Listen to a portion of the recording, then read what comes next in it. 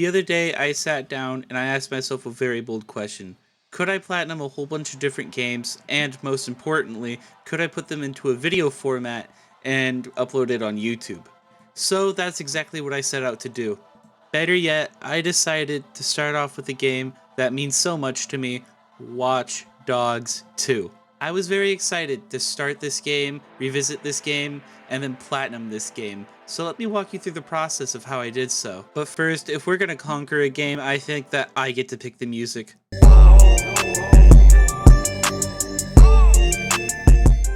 Right off the bat, the very first trophy you get in this game is in the tutorial when you delete your CTOS profile. But don't worry, we'll be getting more into the story a little bit later. I then got the second trophy by downloading a whole bunch of apps onto my phone.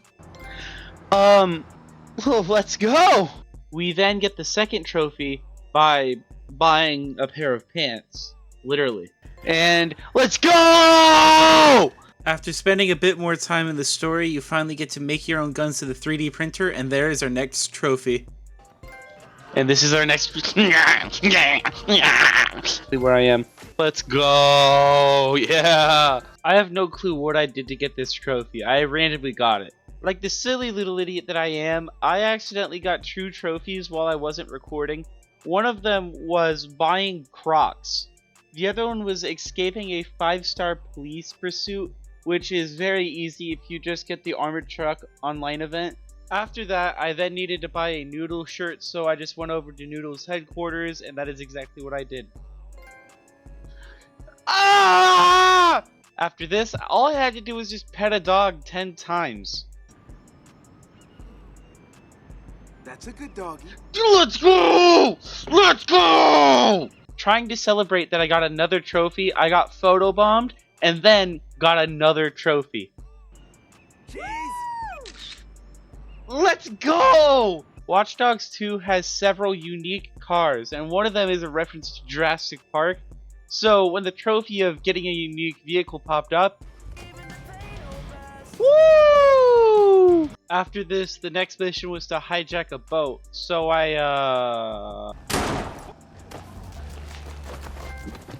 let's go! We did it!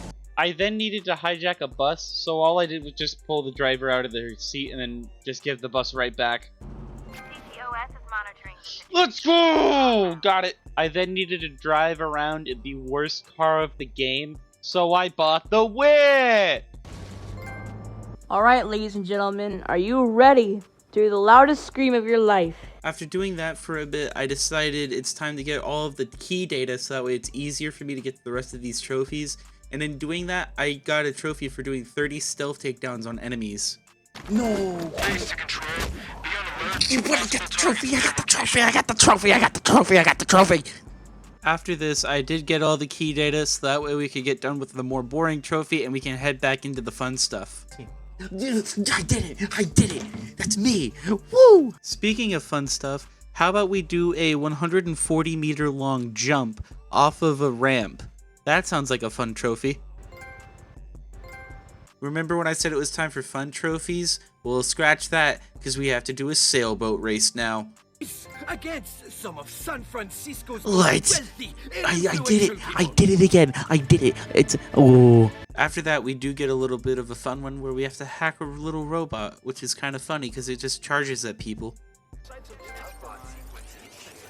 And there it is, another silly little funny trophy that we got. Let's go. For this one, I'll let Gameplay Eminent tell you what happens.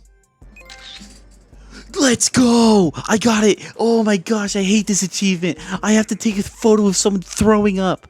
What a stupid achievement. There's a fun little trophy for taking out a bounty hunter during a escape with the police. So you already know what I did. I had to... I did it! I did it! I did it! Give me the trophy! Give me the... Let's After that, I called the cops on a guy wearing a donut outfit. I don't know why he was wearing it. It was super weird. It made me very uncomfortable, and I think I made the right call. Local units. A civilian near your location. After that, I then eliminated 5 different bounties in the Bounty Hunter Online missions. Let's go! I did it! I did it!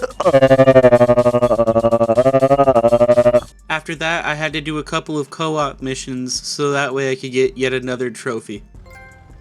I did it! I did it! There it is! There it is! There it is! Yeah, Mom? I then realized that my followers on social media were very, very low, so I decided to take a couple of pictures at landmarks. As I did this, I then got my next trophy. I did the thing, guys.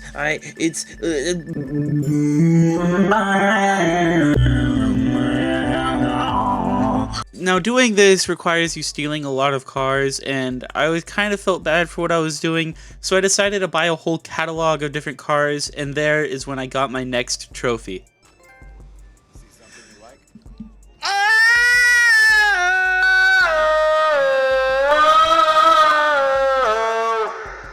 After this, I kind of noticed that the dirt bikes were a little fast, so I wanted to put myself to the test and see how fast they truly were, and after this I got yet another trophy.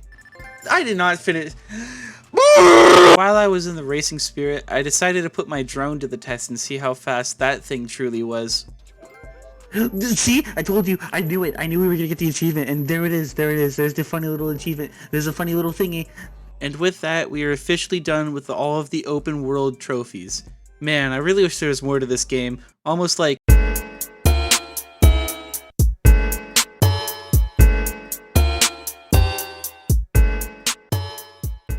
First thing you see when you start up this game is we are infiltrating a CTOS server farm as some sort of initiation method for entering into the group DeadSec.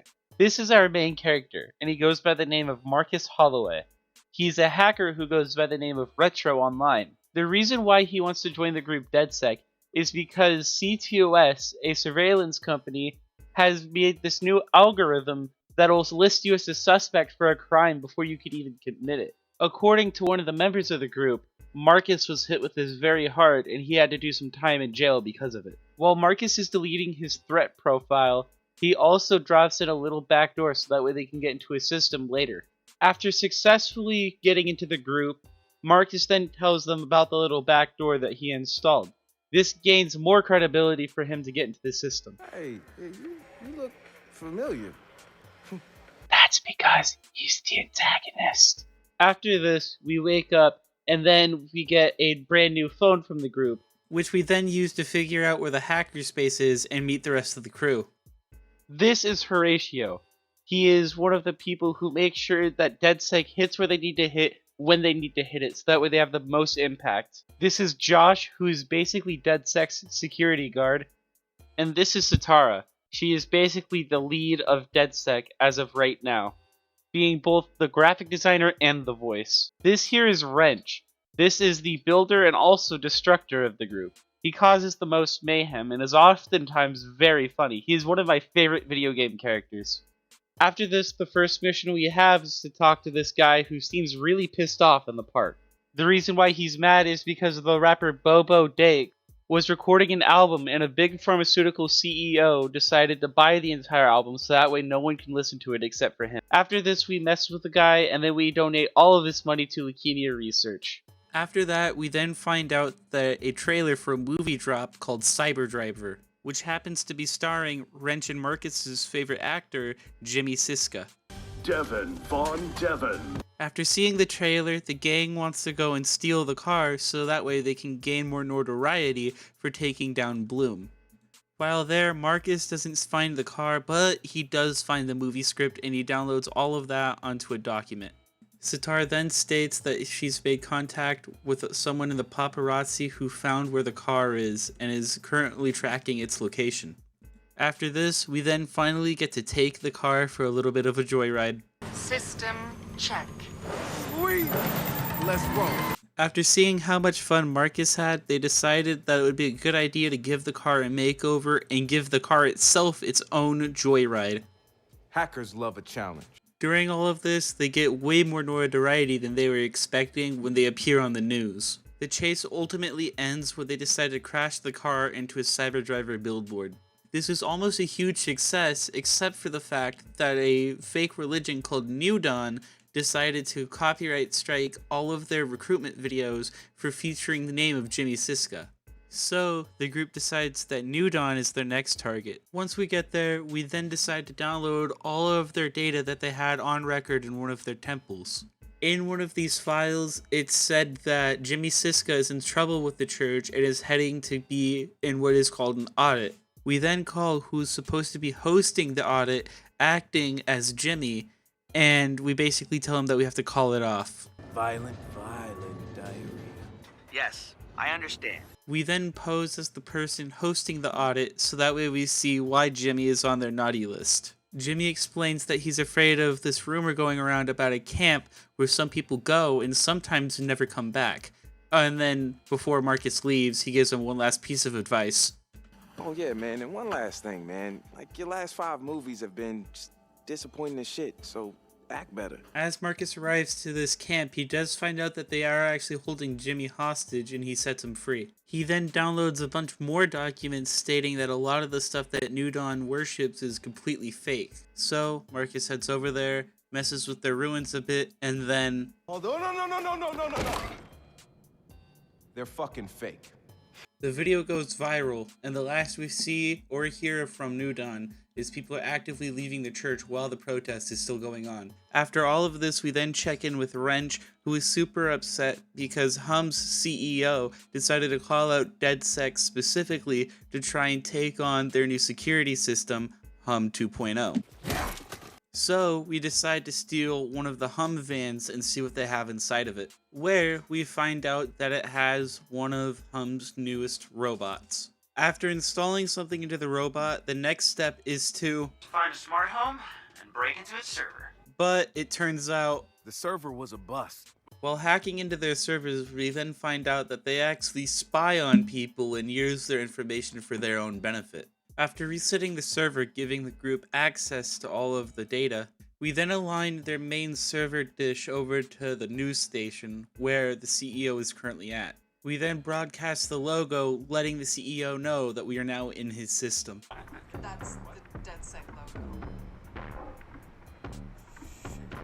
And with that, we successfully put a stop to Hum 2.0. We come back to the hackerspace for a bit and Josh is freaking out because someone is using old or inactive invite accounts to follow DeadSec. So we decide to sneak into the invite CEO's office and find out what's going on. I would also like to point out that this is the 3rd time in the game that we see Horatio in a cutscene. Once we get there, the main bad guy is waiting for us. Is this a bad time? Sort of feels like a bad time. I don't really need to introduce myself, do I? This is Dusan Namek. He is the Bloom CEO and basically is the one that we've been going after with all of these hits on different companies. You used us to sell CTOS 2.0 to them. It was the ultimate deterrent against hackers like you. So, here it is, Marcus. Your record is back on file. Your backdoor access is plugged. And those bots I gave you, gone. Everything has been taken away. Marcus now has to escape the police and get back to the hackerspace before anyone sees him, and trying to figure out how to fix what just happened. Feeling defeated, the entire group decides to go out to the desert and blow off some steam, and Marcus asks them if they all want to do a big puzzle so that way they can get a cash prize at this party that they went to. Once they beat the puzzle, they are introduced to Ray, who would want to join the group and help take down Bloom. After getting back to the hackerspace, Ray tells us to target Noodle next, saying that he knows of information where Noodle is selling their users' data over to Bloom. You can't hack Noodle unless you get into the server farm. You can't get into the server farm without clearance. Hell, you can't even get on the grounds unless you're an employee there. Who the hell you think Rob Zombie over here gets his intel from? Horatio just so happens to be working at Bloom at the same time as all this goes down. So they steal a bus, Horatio gets harassed because of his race, and we converge all of Noodle's servers into DeadSec servers. We then frame the racist, but during all of this, Deshawn has recruited yet another hacker to try and take down DeadSec.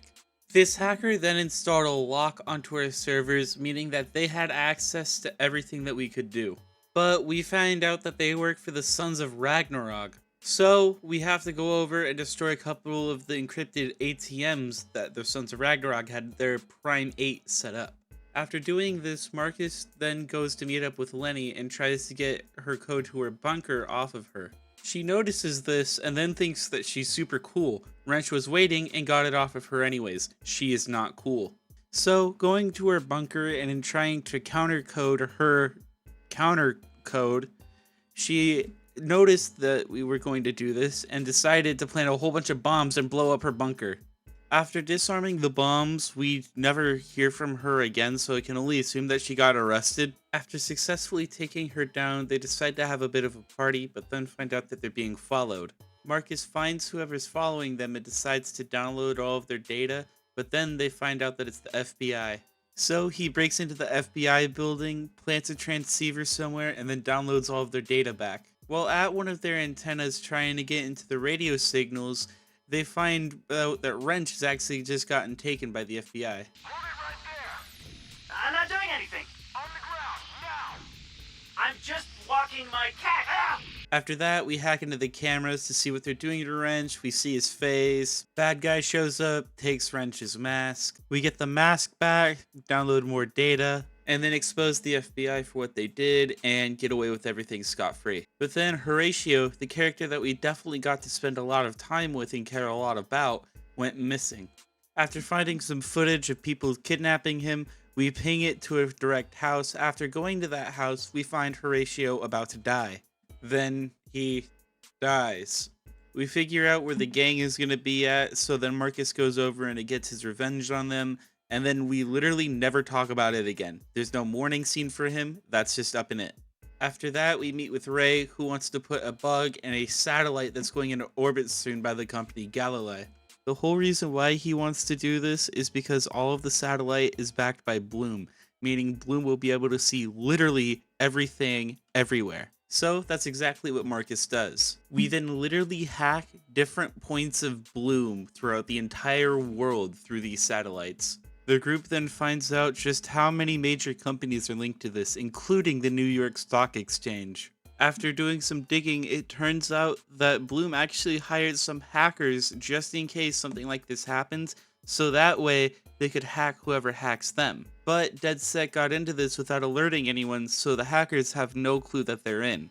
This links to the Auntie Shoe Boys because they're human traffickers, and for whatever reason, they've been specifically human trafficking mathematicians and coding experts from China. So Marcus got the documents stating all of this so that way they could have physical evidence. So then Marcus sneaks onto their boat and grabs all of their servers, meaning it's useless, and this causes Dushan to step out of his hiding place and has to address the public. After a bit more digging, they find out that Thrust, one of the congressmen, has been using Invite to influence a bunch of people to vote for him in an election, basically rigging the system. I forgot to record this, but there was a point where we blew up a whole bunch of rigged voting polls and broke into his apartment and stole all of the files stating that so we could use it as evidence. After that, then we attacked Titus, which is another security company, by deploying an EMP that I also forgot to record for, and then hacked into their servers and exposed them of also trying to sell it over to Bloom. We then find out that Titus was actually working on a plan to deploy anti-riot weaponry, including a militarized army spider, which is the coolest thing in the game. And with that, every single company under Bloom's control has been called out and exposed. So it's time to attack Bloom directly. But Homeland Security just put you on their most wanted list. so you then get to play as different members of the group. As Sitar's part, all you really do is just shut down the defenses of Bloom. And then for Wrench, all you do is just blow up a whole bunch of servers. And people. A lot of people. And then as Marcus, you break down literally their entire bit of communication that they had. And after all of that, Dushan is finally arrested, all the evidence is turned over, and that is it. We have officially beaten the main story. I don't really think it's the best story by a long shot, but it's definitely a good playthrough, and I definitely recommend this game. You want to know what I don't recommend is the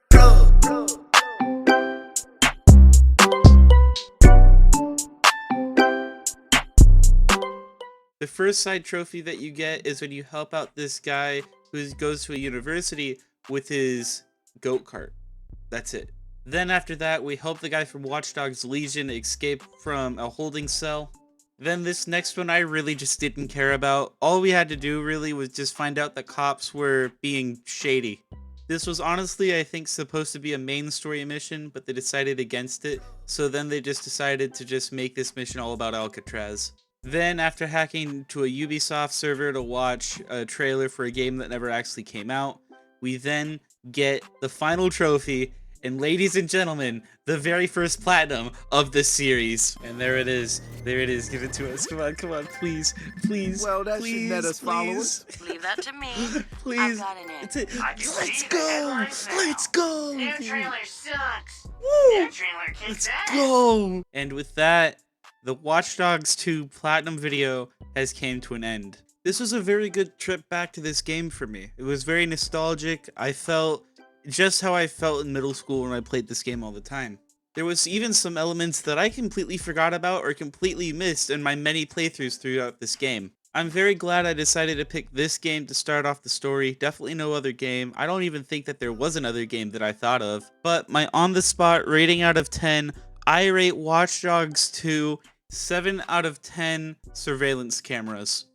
And my get the plat rating is 10 out of 10 wrenches. It's a very easy plat. It's definitely one that I would go for if you're looking into getting platinums in video games. If you like this video, let me know. I really want to make this a series. I hope that you guys had a lot of fun watching it, as much fun as I did making it. And maybe next time it'll be Dying Light or Minecraft. Jazzy, I don't have the outro song. Do you want to play the outro for me?